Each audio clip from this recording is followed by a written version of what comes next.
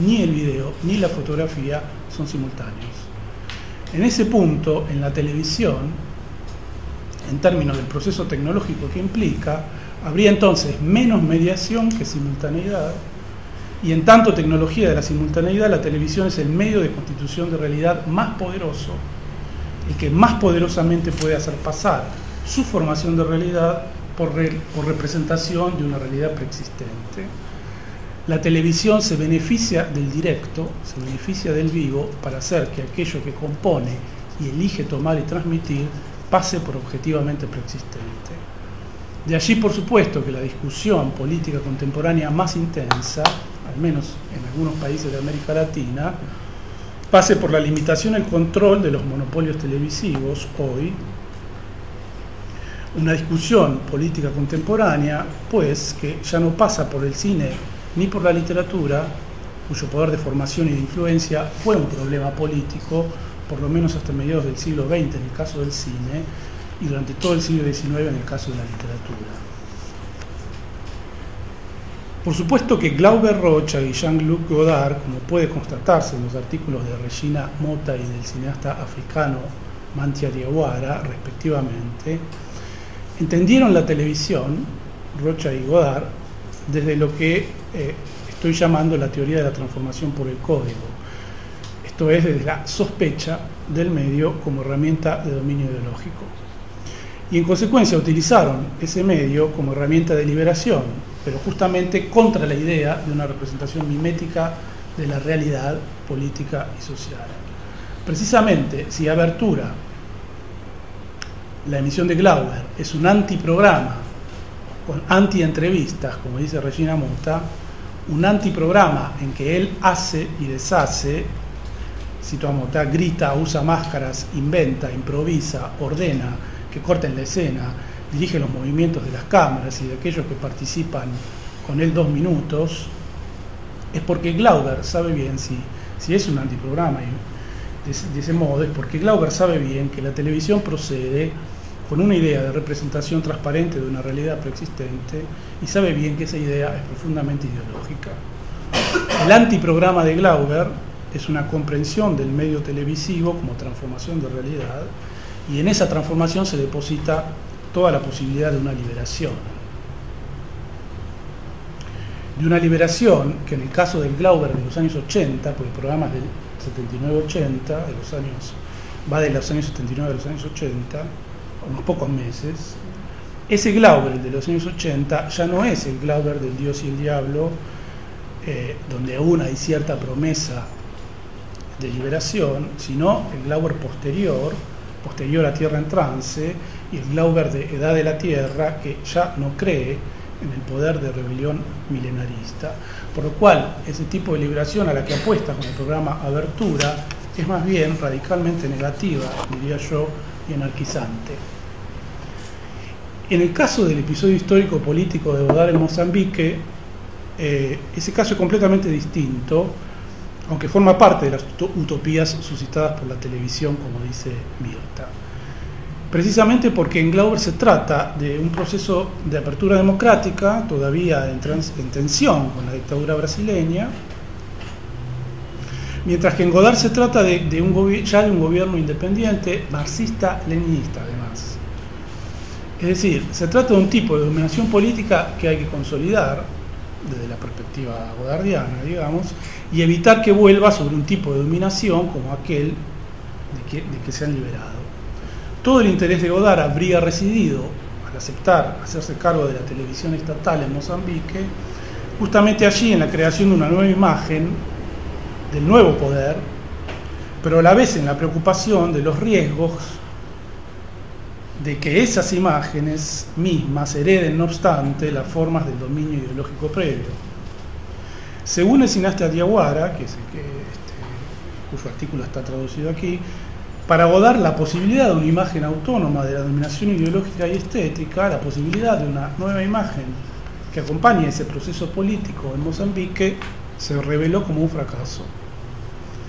Diawara dice que el proyecto de una televisión independiente y libre de la dominación estético-ideológica en Mozambique, para el que fue convocado Godard, fue un fracaso. Pero para ese Godard de mediados de los años 70, el problema es que la imagen misma está ya cristalizada aún antes de realizarse.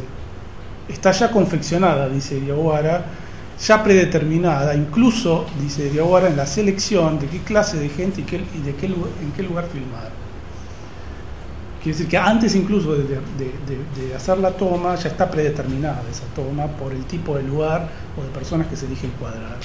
Se trata justamente de Godard más escéptico respecto del poder de liberación por parte de una imagen no cosificada. Es el Godard de Aquí en otra parte, que en 1974, después del fracaso del documental Jusqu'à la victoire, hasta la victoria, el documental que quiso acompañar la lucha de liberación del pueblo palestino, se preguntaba por una imagen propia en medio de la producción en cadena industrial de imágenes. Y se preguntaba cómo un cineasta que aún asumiendo esa lucha de la liberación del pueblo palestino no forma sin embargo parte de ese pueblo oprimido, sino culturalmente de la clase opresora. Parece Godard más radical y más escéptico que el Godard posterior de las historias del cine, que efectivamente cree ese Godard posterior en cierta epifanía del montaje. No hay imagen oficial posible para ese Godard, no puede haber imagen del poder, sencillamente, incluso cuando ese poder es el de ese Mozambique independiente y marxista. No puede haber una imagen de la República, dice Diawara.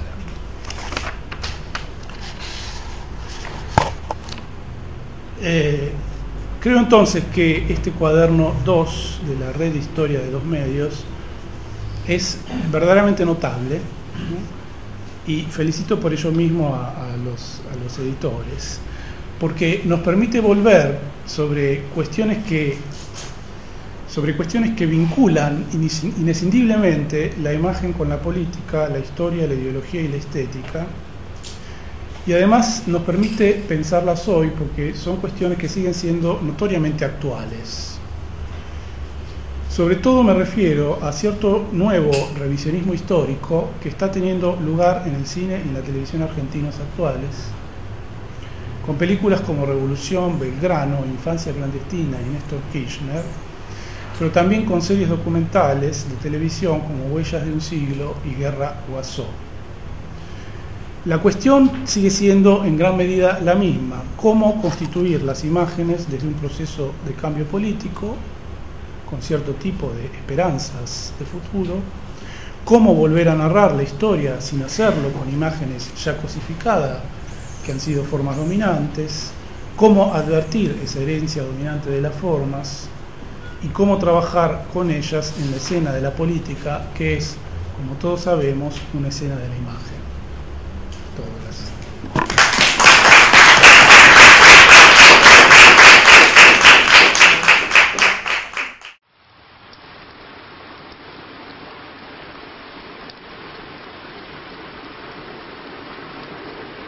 Estas são as primeiras imagens de um país.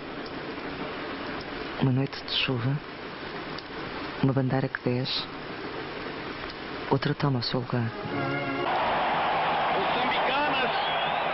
Moçambicanos, operários, camponeses, combatentes, povo moçambicano, em vosso nome, às 0 horas de hoje, 25 de junho de 1975, o Comitê Central da Frelimo proclama solenemente a independência total e completa de Moçambique, sua Constituição em República Popular de Moçambique.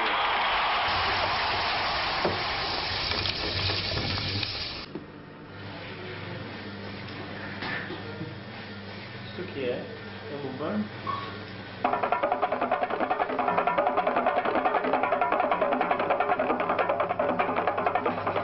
Quando essa bandeira subiu à meia-noite de 25 de junho, choramos de alegria. É ou não é? Por quê? Por causa de palmatória? Não, não. Por causa de cavalmarinho? Não, não. Porque estávamos tristes? Não. Por quê? Por quê? Por quê? Por quê? Assim estamos livres. A coisa mais bela que há na vida de um homem é viver livre, é viver independente, é ou não é? Pode não ter comida, pode não ter roupa, mas é livre. É ou não é? É ou não é? Bueno, le pasamos la palabra a Jorge Laferla. No. Estas son imágenes filmadas en ese momento por el Instituto de Cine que se crea en Mozambique y que recupera esta película. Sí.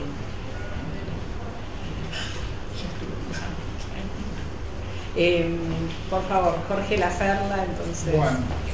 Bueno, yo algunas cosas no voy a reiterar porque son bastante obvias y ciertas, que son todos los elogios por este esfuerzo de haber sacado esta publicación en un momento bastante particular en relación a una coyuntura o a una historia que confluyen en algo que todavía sigue siendo una realidad en Argentina, ¿no? Que por ejemplo prácticamente ninguna escuela audiovisual tiene materias de televisión, ¿no? Siendo hoy la televisión como un lugar importante, no solamente de salida laboral, sino que consideramos como muchos de algunos teóricos y algunas de las personas que escriben este libro, que es un lugar de creación, de posibilidad expresiva, de jugar con diferentes cuestiones que relacionan el video con el cine, etcétera, etcétera. Creo que la única escuela que sigue teniendo sets de televisión como tal es SOR, ¿no? Su proyecto particularmente de lo que fue el secundario, en donde hay un set de televisión, hay switcher. O sea, si en una escuela audiovisual no hay switcher, no estás haciendo televisión, ¿verdad? Entonces la televisión es un objeto de deseo, de repudio bastante particular, porque está como alejado de la práctica de lo que es producir imágenes hoy en Argentina, en donde estas 30 y pico de escuelas que rondan y que están en Capital Federal y en alrededores, en su mayor parte siguen ofreciendo lo que son estudios cinematográficos, con una tecnología que ya no es más cinematográfico, pero siempre me llamó la atención esta ausencia de lo televisivo. De hecho, en este lugar que compartimos con Emilio Bernini, que es la Universidad del Cine, desde los inicios, que siempre hubo un proyecto muy interesante para armar todo un set de televisión, donde está ahora una de las sedes, en la calle donde está la universidad, en San Telmo, nunca se concretizó como tal. ¿Por qué? Porque hay sets, hay cámaras de video, hay un montón de elementos, pero no está eso que sería hacer televisión en cuanto a simular o producir un directo. Sabemos que no es fácil emitir a nivel de aire porque está absolutamente reglamentado, pero entonces este tema de la televisión sigue siendo un tema no tabú, pero que está siempre ahí en juego, y que evidentemente este tipo de publicaciones sirven para, por un lado, ayornarse en algo que tiene una historia, ¿no? Es impactante en Estados Unidos esta entrada de la televisión a la academia. A mí me parece que este texto de Lynn Spiegel es trascendente porque por primera vez en español se puede hacer como una relectura de esta especie de sacralización o de distanciamiento que hay con los textos de Raymond Williams, que evidentemente me parece que está muy bueno porque pone el dedo en la llaga. Esta mujer, a uno, digamos, Raymond Williams flujo, ¿verdad? Desconociendo muchos todo el trabajo que ha podido tener en literatura, en sociología, etcétera, etcétera, pero sí me parece que hay un punto fundamental poco tratado, que es que Williams va a enseñar a los Estados Unidos, un teórico marxista con mucha trascendencia e importancia, lo que no es un hecho banal. Yo creo que su entrada a Stanford y su